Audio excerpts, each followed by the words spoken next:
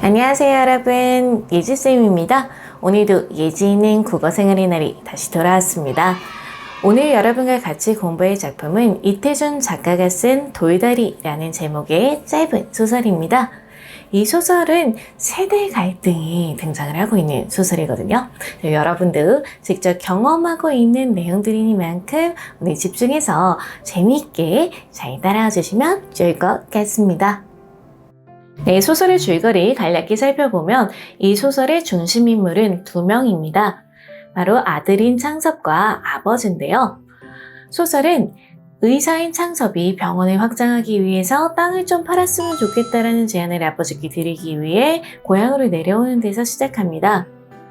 아버지를 만난 아들은 땅을 팔아야 되는 이유, 병원을 확장해야 되는 이유에 대해서 굉장히 경제적이고 심리적이고 이성적이고 논리적으로 설득을 시도하는데요.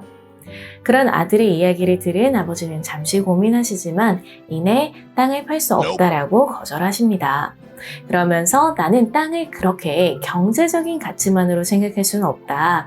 땅은 모든 것의 본질이고 근원이다.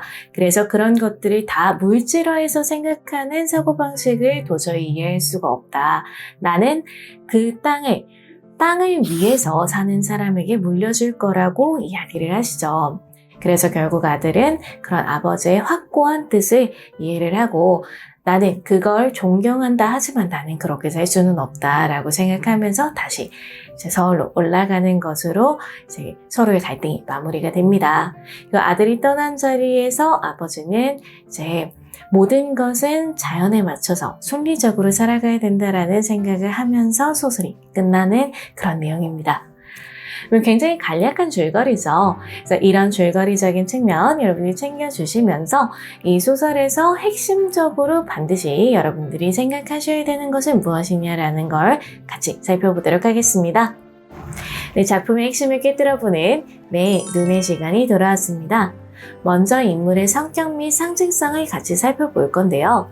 아들인 창섭은 누이 동생의 죽음이 의사의 오진으로 인해 벌어졌기 때문에 그런 불행한 사건을 만들지 않기 위해 의사가 된 인물입니다. 근데 창섭은 이런 의사의 성격을 매우 잘 보여주고 있는 인물인데요. 굉장히 실용적이고 경제적이고 이성적이고 논리적인 그런 사고방식을 가지고 있는 근대성을 상징하는 인물로 여러분들이 생각해 주시면 됩니다. 네, 이에 비해서 아버지 같은 경우에는 자기 자신의 이득보다 공동체를 위해서, 마을을 위해서 투자를 아끼지 않는 인물로 나오고 있고요. 또한 땅은 바로 근본이다. 세상의 근본이다. 그래서 이것을 그렇게 물질로 볼 수는 없다라고 생각하면서 소작을 줄 때도 땅을 잘 관리할 수 있는 사람에게 주는 그런 인물로 등장을 하고 있습니다. 그래서 본질적이고 전통적인 것을 중요하게 생각하는 사람으로 여러분이 정리해 주시면 되겠죠. 그래서 이런 아들인 창섭과 아버지 같은 경우에는 근대성과 전통성을 상징하는 인물로 여러분들 생각을 해주시면서 이 둘은 그렇기 때문에 갈등을 빚을 수밖에 없는 상황입니다. 여기에서 여러분이 주의하셔야 되는 것은 창섭과 아버지가 서로의 가치관을 인정하고 존중한다는 겁니다. 그렇지만 창섭은 아버지처럼 살 수는 없는 거고 아버지 역시 창섭처럼 살 수는 없는 거죠. 그래서 갈등을 빚기는 하지만 둘은 서로의 가치관을 인정을 하고 존중을 하고 특히 창섭은 아버지의 가치관을 존경하기까지 합니다. 다만 그렇게 살 수는 없다라고 생각하는 것뿐이죠. 또 이 소설에는 나무다리와 돌다리라는 굉장히 상징적인 소재가 등장하는데요. 나무다리는 만들 때 시간도 적게 들고 비용도 저렴하고 또 쉽게 만들 수 있는 효율적인 다리지만 빨리 망가질 수 있고 오랜 세월 지속될 수 없는 특징을 가지고 있죠. 이에 비해서 돌다리는 만들 때 시간도 많이 들고 비용도 많이 들고 어렵고 힘들지만 만들어 놓으면 오랜 세월 지속되면서 튼튼하게 유지할 수 있는 특징을 가지고 있습니다. 이런 나무다리는 무엇을 상징하냐고 보면 근대적이고 변화하는 그런 사고방식을 상징한다고 볼 수 있고요. 돌다리 같은 경우에는 전통적이고 본질적인 사고방식을 상징하는 소재로 볼 수 있습니다. 소설에서 창섭이 고향에 내려올 때 아버지가 전도실 위에서 돌다리를 수리하는 모습을 보면서 아버지께 나무다리가 있는데 왜 돌다리를 고치시나요? 라고 묻는 장면이 있거든요.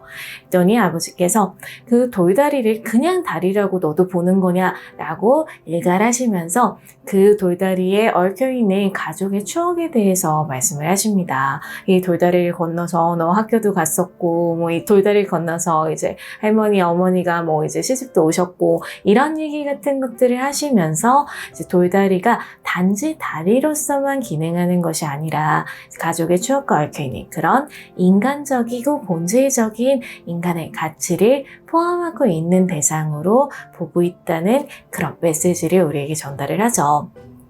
그렇다는 것은 이 돌다리라고 이야기되어지는 것은 자연물의 일부고 그런 자연은 우리를 포괄하고 있는 그런 본질적인 것이다라는 작가의 메시지가 담겨 있다고 볼 수 있겠습니다. 또한 여러분 돌다리라고 소설의 제목이 지어져 있다는 것만으로도 작가는 나무다리보다는 돌다리에 대해 긍정적인 시선을 보내고 있다는 걸 우리가 읽어낼 수 있겠죠. 그러니만큼 작가는 전통성과 본질성을 중요하게 생각했구나라는 것을 우리가 살펴볼 수 있겠습니다. 이 소설의 출제 포인트 중에 요약적 제시와 극적 제시가 있습니다. 요약적 제시는 서술자가 직접 서술을 통해 독자들에게 정보를 전달하는 방식인데요. 이 소설에서는 창섭이 아버지를 설득하기 위해 이렇게 병원을 확장하게 되면 어떤 이득이 있고 얼마씩 이윤이 날 거고 무엇이 좋고 이런 것들이 늘어놓는 장면에서 등장합니다. 이런 제시 방법은 짧은 글 안에 많은 정보를 전달할 수 있고 사건 속도가 빠르게 전개될 수 있는 장점이 있죠. 이에 반해서 극적 제시는 이제 인물의 행동이나 대화 같은 것들을 묘사해서 전달하는 방식을 의미하는데요. 이 소설에서 아버지와 창섭이 이제 대화를 하는 장면 같은 것들을 생각해 주시면 되죠. 이제 이 방식은 이제 인물에 집중하게 만들어서 독자들이 재미를 느끼게 하는 그런 장점이 있습니다. 이런 것들을 여러분 염두에 두시면서 이해를 해주시게 되면 좀 더 깊이 있고 폭넓게 이해할 수가 있겠죠. 지금까지 이태준의 돌다리 쌤과 함께 살펴봤습니다. 물질 만능주의적 사고방식에 대해 비판하면서 전통적이고 본질적인 거에 대한 중요성을 이야기하고 있던 소설이었던 거 잊지 말고 기억해 주시고요. 다음 시간에도 즐거운 수업으로 쌤은 다시 돌아오도록 하겠습니다. 여러분, 쌤이 여러분 사랑하는 거 알죠? 다음 시간에 또 만나요. 안녕.